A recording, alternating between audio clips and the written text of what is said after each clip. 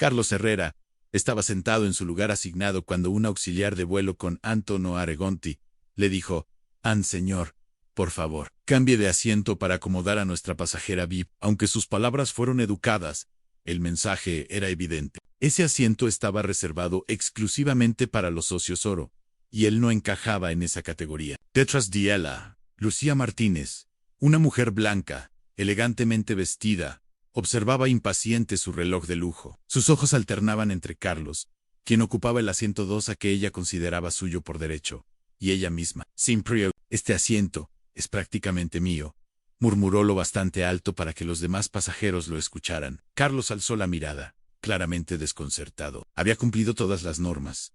Compró su boleto con antelación, pagó el precio completo, y llegó a tiempo. Como socio oro, tenía derecho a ese lugar. Con calma, sacó su tarjeta de miembro de su cartera. Soy socio oro, y este es mi asiento asignado, explicó con serenidad. La sonrisa del auxiliar se desvaneció por un instante, dando paso a una expresión decidida. Entiendo, señor, pero este asiento suele reservarse para un cliente de mayor importancia, comentó, señalando a Lucía Martínez, una pasajera habitual de la aerolínea Aurea, que siempre reclamaba su lugar preferido. La insinuación era clara independientemente de sus méritos. Carlos no era bienvenido allí en pronto. Otros pasajeros notaron la situación. Los móviles salieron discretamente, y se escucharon susurros en la cabina. Nadie imaginaba que aquel aparente incidente menor de discriminación cambiaría todo, no solo para los presentes, sino para toda la compañía aérea, ya que el hombre subestimado estaba a punto de alterar el destino de todos. ¿Alguna vez te han tratado injustamente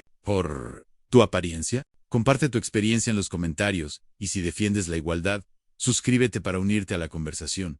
Carlos no era un pasajero cualquiera. A sus pocos 40 años, era el fundador y director ejecutivo de Tecnova, una empresa de inteligencia artificial, especializada en atención al cliente, valorada en 2.800 millones de euros. Su software ayudaba a identificar y eliminar prejuicios en las interacciones comerciales. Una ironía amarga, considerando lo que estaba por ocurrir.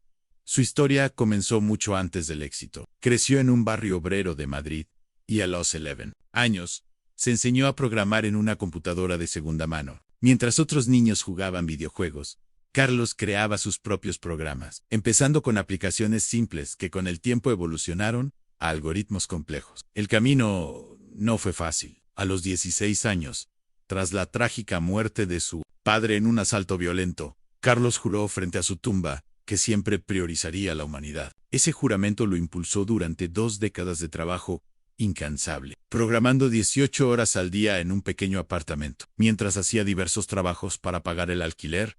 Ese mismo día, las cámaras de seguridad del aeropuerto captaron a Carlos ayudando a una anciana con su pesado equipaje, guiándola pacientemente hasta su puerta de embarque, abriendo la puerta para desconocidos, agradeciendo a cada empleado por su nombre, dejando generosas propinas en la cafetería, no por buscar atención, sino porque esa era su naturaleza humilde y amable, a pesar del éxito. Hoy viajaba para dar el discurso principal en la Conferencia Global de Ética y Tecnología. Había elegido su asiento en primera clase por el amplio espacio para las piernas, ya que necesitaba trabajar durante el vuelo. Optó por volar con la aerolínea Aurea, conocida por su lujo. Los boletos de primera clase costaban más que el alquiler mensual de algunas personas, y los socios oro disfrutaban de toallas calentitas, servicio de champán y asientos que se convertían en camas. Sin embargo, detrás de esa fachada impecable, la aerolínea Aurea luchaba por modernizar sus sistemas de reserva. Sus calificaciones de atención al cliente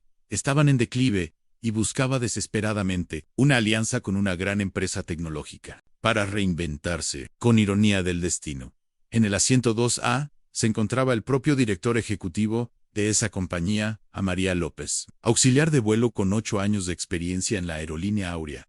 Se enorgullecía de conocer las preferencias de los pasajeros frecuentes de primera clase. Siempre se aseguraba de que Lucía Martínez ocupara su asiento favorito, el 2A, el mismo que ahora estaba ocupado por Carlos. Como María dependía de las generosas propinas de Lucía para pagar su hipoteca, dijo un señor: tenemos una socia oro que siempre se sienta en este lugar. ¿Podría por favor cambiar a otro asiento de primera clase? Su tono era cortés, pero no admitía discusión. Carlos, sorprendido, dejó su tableta y mostró su tarjeta de embarque, Disculpe, pero este es mi asiento. También soy socio oro, respondió con calma. Mientras tanto, Lucía permanecía en el pasillo, incapaz de ocultar su irritación, repitiendo, en voz alta, siempre ocupo este vuelo. Es prácticamente mi lugar. La situación se tornó tensa rápidamente mientras los demás pasajeros observaban. Cada detalle a María cambió de postura, lanzando miradas nerviosas entre Carlos y Lucía, y sugirió en quizás se sienta más cómodo en otra sección, sin ofrecerle sin embargo un asiento alternativo en primera clase. Carlos replicó con firmeza no, gracias. Elegí este asiento precisamente por el espacio para trabajar durante el vuelo. La sonrisa de María se tensó y se dirigió a la parte delantera de la cabina, mirando a Carlos de reojo. Poco después, un pasajero grabó discretamente a Lucía, quien, mientras guardaba su bolso en el compartimento superior, deslizó un fajo de billetes doblados en el bolsillo de María. Gracias por resolver esto, murmuró Lucía lo bastante alto para que los presentes lo oyeran. El rostro de María se sonrojó al aceptar el dinero. En ese instante, una simple disputa por el asiento se transformó en algo mucho más oscuro. Un intento de soborno para discriminar a un pasajero. Únicamente por su apariencia, el ambiente en primera clase cambió notablemente. Ricardo González, el supervisor de cabina, se acercó al asiento de Carlos con la seguridad de quien está acostumbrado a que su autoridad no se cuestione, y anunció al señor, por favor, cambie de asiento para acomodar a nuestra pasajera VIP. Su tono no de lugar a dudas era una orden, no una petición. Carlos volvió a mirar su tableta, y aunque su expresión permanecía serena, sus ojos reflejaban el cansancio de encuentros similares. Ya he mostrado mi tarjeta y mi estatus oro, afirmó con voz tranquila. Este es mi asiento asignado. El rostro de Ricardo se endureció, se inclinó ligeramente, y con tono condescendiente dijo, quizás no sepa cómo funcionan las cosas aquí. Damos preferencia a los clientes con necesidades especiales. Mientras tanto, casi todos los pasajeros de primera clase seguían la situación. Una ejecutiva grabó discretamente la escena con su móvil. Un video que en pocas horas sería visto por millones en Internet. Lucía permanecía en el pasillo con su bolso de diseño en mano, mostrando cada vez más impaciencia mientras consultaba su reloj de manera dramática y suspiraba. Tengo una reunión importante justo después del aterrizaje. Necesito mi asiento de siempre. Esto es absurdo, declaró. Algunos pasajeros murmuraban, ni siquiera parece alguien que pueda permitirse. Impulsado por la actitud de Lucía, Ricardo se inclinó aún más hacia Carlos, y, en voz baja pero firme, advirtió, señor, podemos resolver esto de manera sencilla, o hacerlo complicado. La decisión es suya. El silencio tenso se extendió por la cabina mientras todos aguardaban la respuesta de Carlos. Muchos habrían cedido ante la presión, pero Carlos se mantuvo firme. Mirando directamente a Ricardo, dijo, no me moveré. El rostro de Ricardo se sonrojó de ira. Su plan no estaba funcionando. Ajustó su corbata, se dio la vuelta sin decir una palabra, y caminó rápidamente hacia la parte delantera de la cabina, tomando el teléfono de servicio, mientras sus gestos alterados eran evidentes para todos. A lo que había comenzado como un vuelo rutinario se transformaba en un enfrentamiento inolvidable. La tensión en la cabina era palpable mientras Ricardo hablaba con premura por teléfono. Los pasajeros intercambiaban. Algunos tecleaban en sus móviles.